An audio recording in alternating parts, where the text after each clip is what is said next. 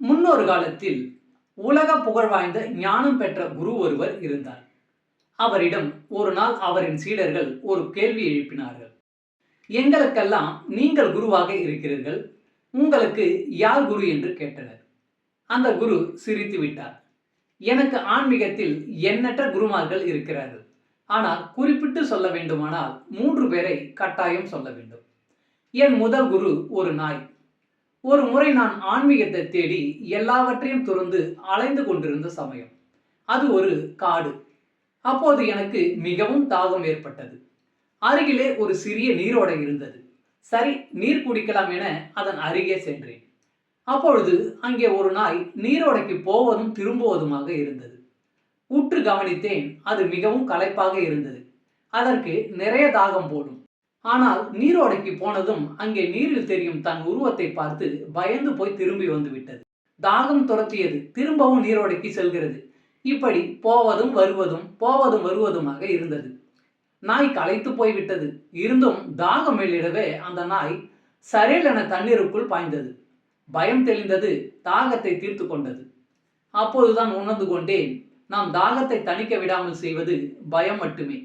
ஆனால் தாகம் மேலிடும் போது நமக்குள் உருவாகும் தைரியமானது பயத்தை உடைத்து விடுகிறது என அறிந்து கொண்டேன். அதனால் அந்த நாய்தான் என் முதல் குரு. சீடர்கள் வியந்தனர். 2வது குரு யார் என அந்த ஞானியை கேட்டனர். அவர் சொன்னார், எனது 2வது குரு ஒரு திருடன். என்ன, திருடன் குருவாக முடியுமா என்றனர். அவர் புன்னகையுடன் பதில் சொல்ல தொடங்கினார். அந்த காட்டில் பசி மிகுதியால் நான் மிகவும் களைப்புற்று சோர்ந்து கிடந்தேன்.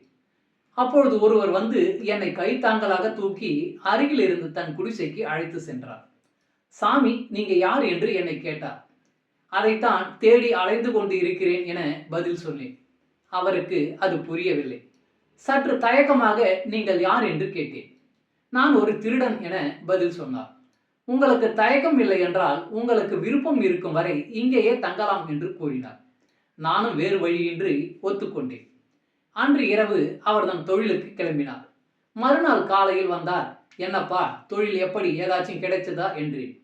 இன்னைக்கு கிடைக்கல சாமி, நாளைக்கு கண்டிப்பா கிடைக்கும் என்றார். மறுநாளும் தொழிலுக்கு சென்றார். திரும்பி வந்ததும் மீண்டும் அதே கேள்வியை கேட்டேன். இன்னைக்கும் இல்ல சாமி, நாளைக்கு கண்டிப்பா கிடைக்கும் என்று அதே பதிலை சொன்னார். இப்படியே தொடர்ந்து 1 மாதம் எனது அதே கேள்வியும் அவரது அதே பதிலும் தொடர்ந்தது. அன்றுதான் ஒன்றை தெரிந்து கொண்டேன். சாதாரண பொருளை தேடக்கூடிய திருடனுக்கே இவ்வளவு பொறுமையும் நம்பிக்கையும் தேவைப்படுகிறது என்றால், மிகப்பெரிய செல்வமாகிய ஞானத்தை தேடக்கூடிய எனக்கு எவ்வளவு நம்பிக்கையும் பொறுமையும் தேவை என்பதை தெரிந்து கொண்டேன். அதனால் அந்த திருடன் தான் எனது 2வது குரு. சீடர்களுக்கு ஆர்வம் அதிகமாகிவிட்டது.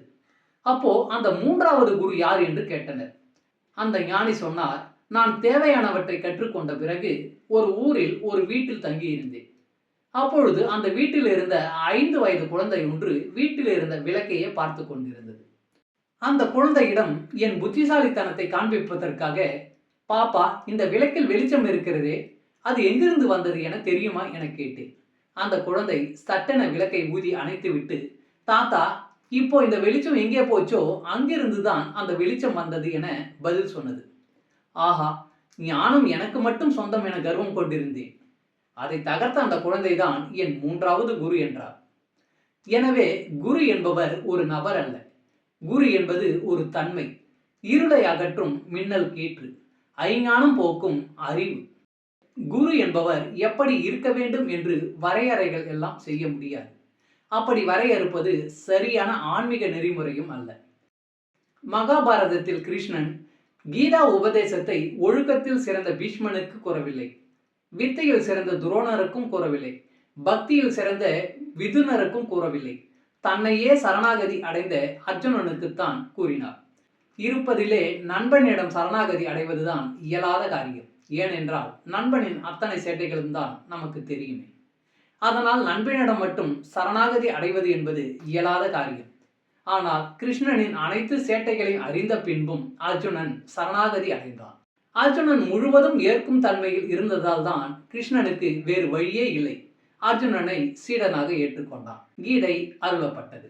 இவ்வளவு ஏன், ஞானத்திற்கெல்லாம் தலைவனாக இருக்கக்கூடிய சிவபெருமான் கூட தன் மகனாக இருந்தாலும் மண்டியிட்டு வாய் மூடி தலை குனிந்து தன்னை சீடன் என்ற நிலைக்கு இறக்கிக் கொண்ட பின்புதான் முருகனிடம் உபதேசம் பெற முடிந்தது.